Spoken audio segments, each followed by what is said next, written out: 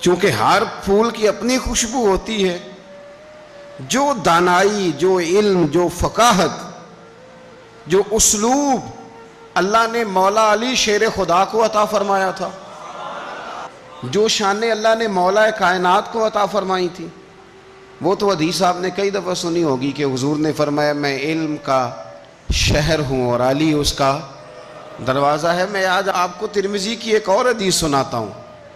نبی پاک علیہ الصلوۃ والسلام نے فرمایا انا دار الحکمت، انا دار الحکمت، انا دار الحکمت. کیا خوبصورتی ہے اور کیا شان ہے میرے نبی پاک کی.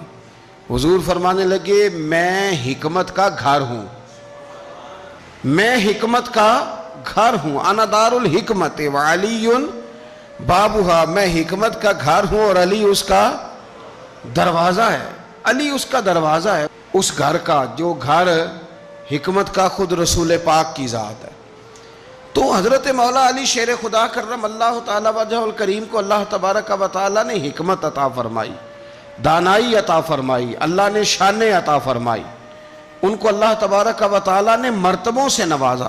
اچھا ہمارے ہاں یہ بھی ہوتا ہے کہ جو پہلوان آدمی ہوتا ہے نا میدان میں لڑنے والا پہلوان، وہ اکثر سیاںا نہیں ہوتا الا ماشاءاللہ. جو کوئی پہلوان جو ہوتا ہے وہ کئی دفعہ عقل مندی والا معاملہ اور فیصلہ نہیں کرتا، لیکن حضرت علی کا کمال یہ ہے کہ ان سے بڑا دلیر بھی کوئی نہیں اور ان سے زیادہ سیاںا بھی کوئی نہیں. حضرت علی شیر خدا اتنی شانوں اور مرتبوں والے آدمی تھے کہ دلیری بھی سب سے زیادہ اور عقل بھی. حضرت عبداللہ ابن مسعود رضی اللہ تعالیٰ عنہ فرماتے ہیں کہ اگر حکمت کے 10 حصے کیے جائیں نا دانائی کے، تو اللہ نے 9 حصے مولا علی کو عطا فرمائے اور ایک حصہ باقی ساری کائنات کو عطا فرمایا.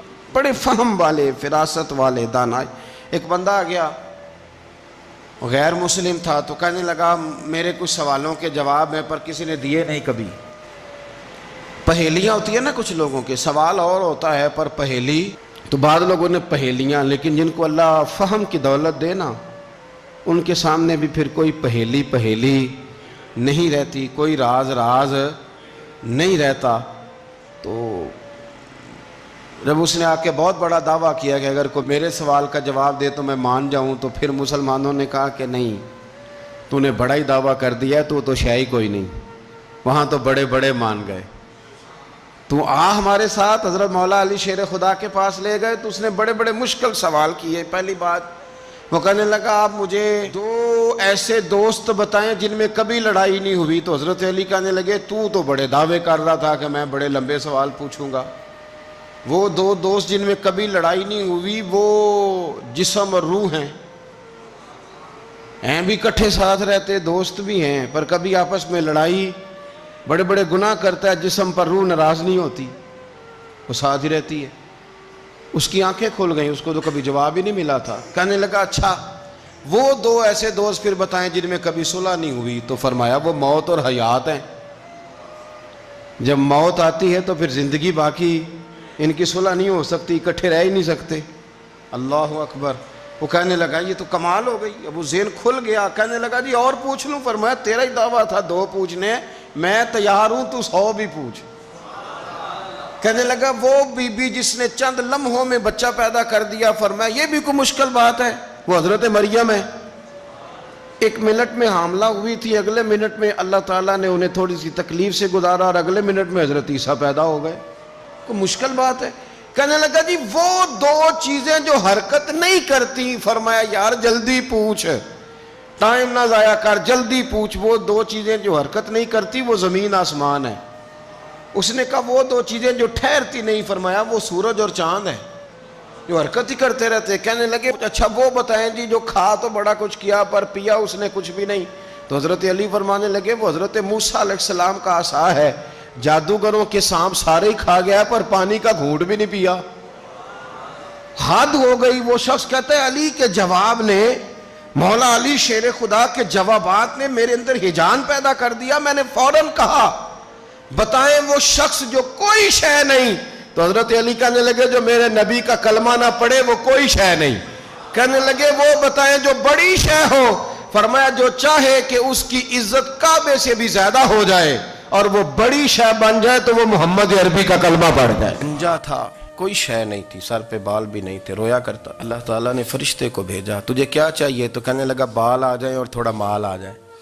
فرشتے نے ہاتھ پھیرا تو بال بھی آ گئے, تو بکریاں بھی آ گئیں, لائنیں لگ گئیں, مال ہی مال ہو گئے. دوسرے کے پاس گیا, وہ کوڑا تھا, اس کو جا کے کہا کیا چاہیے؟ کہنے لگا شفا ہو جائے اور کچھ اللہ تعالیٰ آسانی کر دے. شفا بھی ہو گئی, گائیں بھی دے دی, بھینسیں بھی دے دی, مال ہی مال ہو گئی.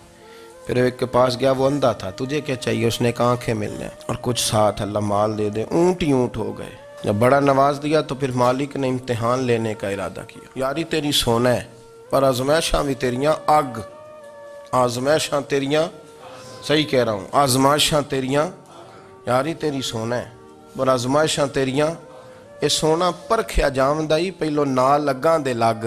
اللہ نے فرمایا آزمائش کرو. سب سے پہلے گنجے کے پاس آئے, اسے کہا اللہ کے رستے میں کچھ دیکھنے لگا, میرے خرچے ہی بڑے, دیکھو تو صحیح کتنی مشکل میں وقت گزارتا ہوں, حال ہی کوئی نہیں. تو اس نے کہا میں نے تو سنا ہے تو گنجا اور بھوکا ننگا تھا. کہنے لگا میں تو جدی پشتی رئیس اعظم ہوں, تجھے کس پاگل نے کہا ہے بھاگ جا؟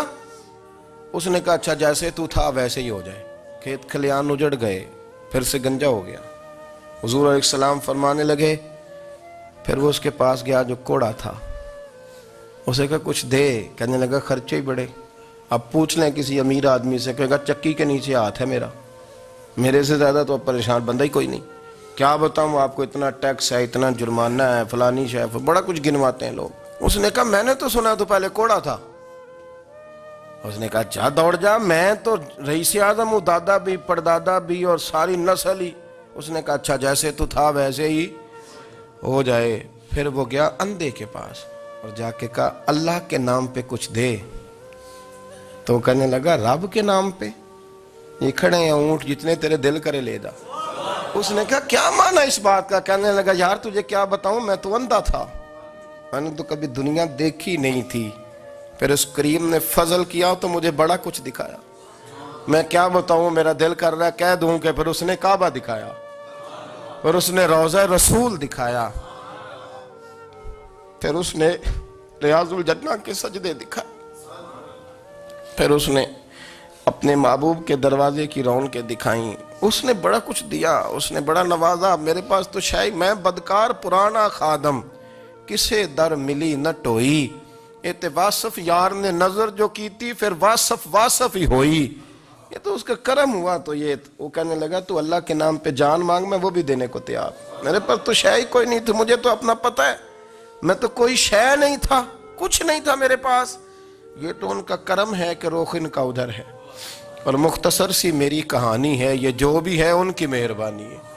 تو وہ کہنے لگا میں بھی کچھ لینے نہیں آیا تھا, تیری آزمائش ہی کرنے آیا تھا. تیری عزتیں بھی سلامت رہیں گی, تیرا مال بھی سلامت رہے گا, تیری شفا بھی. اپنی زندگی میں کبھی بھی اللہ کی بارگاہ سے توجہ ادھر ادھر نہ کریں. چھوڑیں لوگ کیا کر رہے ہیں, دنیا کیا کہہ رہی, کبھی بھی اپنی توجہ دائیں. ہمارا یہ مسئلہ بن گیا کہ ہماری سیاست ہے, ہماری دنیا داری ہے, ہم بندوں کو راضی کرنا چاہتے ہیں.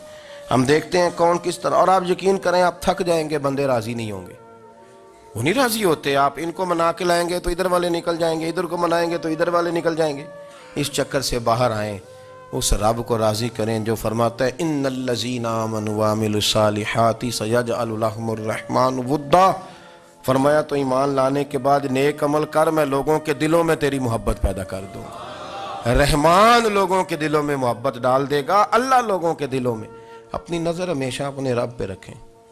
اتنی لمبی چوڑی دنیا داروں سے امیدیں نہ وابستہ کریں. میں نے دیکھا ہے لوگ کاسا لیسی کرتے ہیں, کبھی اس کے دروازے پہ کبھی اس کے دروازے پہ.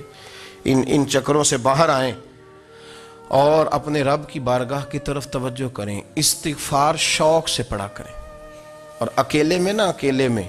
رئیس المتکلمین مولانا نقی علی خان صاحب رحمۃ اللہ نے لکھا ہے کہ فرعون 500 سال حکومت کر گیا. فرماتے اصل وجہ یہ تھی کہ دنیا جب سو جاتی تھی نا تو اوپر چادر لے کے تو مصلے پہ بیٹھ جاتا تھا اور ہاتھ باندھ کے کہتا تھا رب تو ہی ہے, میرا پردہ نہ کھولنا, مالک تو ہی ہے, کرم نوازی کرنا, میری پکڑ نہ کرنا. وہ بے ایمان ہو کے اگر 500 سال ہاتھ باندھے تو گزارا کر لیتا ہے, تو ایماندار ہے. پر مسئلہ یہ ہے کہ تو رات کو بکل مار کے ہاتھ نہیں نہ باندھتا, تو منت نہیں کرتا, تو استغفار نہیں کرتا. توبہ کریں تو بچے رہیں. وہ اتنی لمبی حکومت کر گیا چونکہ رات کو کہتا تھا مالک رب تو ہی ہے، لیکن مہربانی فرما میری پکڑ نہ فرما، تو اللہ نے تو اس کو مہلت دے دی۔ کافروں کو آج بھی مہلت دی ہوئی نہیں رب نے؟